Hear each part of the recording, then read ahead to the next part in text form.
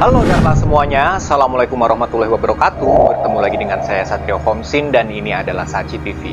Di video kali ini saya akan menceritakan sebuah kejadian nyata yang terjadi di tahun 2015 di sebuah kota di negara Amerika Latin, Honduras. Neisy Perez adalah seorang gadis berusia 16 tahun yang kala itu di tahun 2015 sedang hamil 3 bulan. Pada suatu hari, kejadian yang sangat-sangat tak diduga sekaligus menyedihkan menimpa dirinya. Neisy terjatuh dan mulutnya mengeluarkan busa. Keluarganya panik.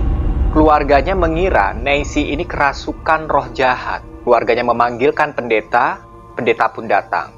Di saat pendeta mengadakan pengusiran roh jahat, tiba-tiba Neisy Perez tak sadarkan diri. Karena keluarganya semakin panik, mereka membawa Neisy ke rumah sakit. Akan tetapi sangat malang, di rumah sakit nyawa Neisy tak dapat diselamatkan. Nyawa Neisy sudah tidak bisa diselamatkan lagi dan mengumumkan kematian Neisy. Sesaat setelah dokter mengumumkan kematian Neisy, maka keluarganya pun segera membawa jasad Neisy untuk pulang ke rumah, segera diurus kemudian dikebumikan. Sebuah kejadian yang tak disangka-sangka terjadi sehari setelah jasad Neisy dikebumikan. Suami Neisy Perez, yaitu Rudy Gonzalez, ada merasa tidak nyaman hatinya.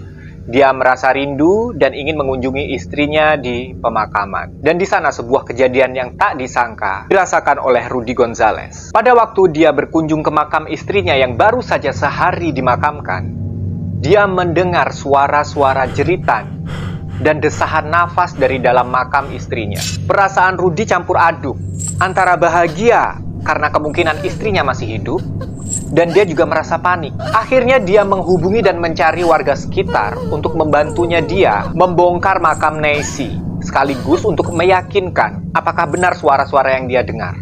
Karena warga sekitar juga yakin ada suara dari dalam makam, maka mereka pun bergotong royong untuk membongkar makam beton Neisy. Pada waktu proses pembongkaran, benar saja semakin dalam dibongkar, maka suara-suara rintihan, erangan, dan ketukan-ketukan dari dalam peti mati itu terdengar semakin keras. Setelah melalui usaha keras yang dilakukan secara gotong royong antara suami Neisy, si Rudy Gonzalez, dan warga sekitar, akhirnya peti mati pun berhasil dikeluarkan dari dalam makam. Peti dibuka secara paksa, dan benar saja, Carolina Perez, selaku sepupu Neisy, langsung meletakkan tangannya di tubuh Neisy. Di sana Carolina merasakan detak jantung Neisy masih terasa walaupun sangat lemah dan tubuhnya itu masih hangat. Segera setelah itu, keluarga dan warga sekitar membawa peti mati itu ke rumah sakit terdekat yang berada di kota San Pedro. Di sana keluarga nggak sabar, seolah-olah dia pengen mendobrak pintu rumah sakit supaya Neisy ini segera diselamatkan. Seorang dokter bernama Dr. Claudia menolong Neisy. Di sana dia memberikan bantuan pernafasan, bantuan oksigen, tetapi malangnya sekali lagi nyawa Neisy tidak dapat diselamatkan. Dan untuk kedua kalinya, keluarga Neisy harus merasakan kepedihan yang begitu dalam kehilangan anaknya. Jasad Neisy pun kembali dikebumikan di pemakaman yang sama. Pihak keluarga tadinya berusaha menuntut rumah sakit yang awal yang menyatakan bahwa Neisy itu sudah meninggal. Karena ibunya, Ibu Maria Gutierrez, meyakini bahwa sebenarnya Neisy itu belum meninggal saat dinyatakan meninggal untuk pertama kalinya.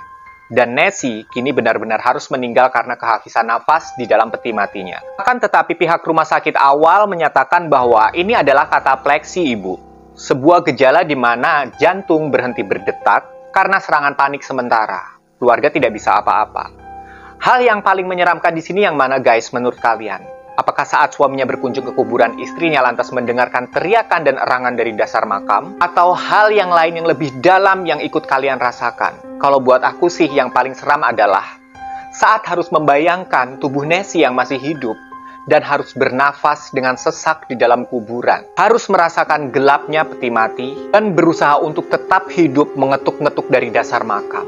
Kalau menurut kalian gimana, Darla? Oke, thank you Darla. Mungkin cerita kali ini sangat-sangat singkat, tapi aku tidak ingin memperpanjang karena aku memang tidak ingin membuat cerita ini bertele-tele. Dan bagi kalian yang ingin mendengarkan kisah-kisah horor yang lebih banyak lagi, silahkan cek playlist horor aku.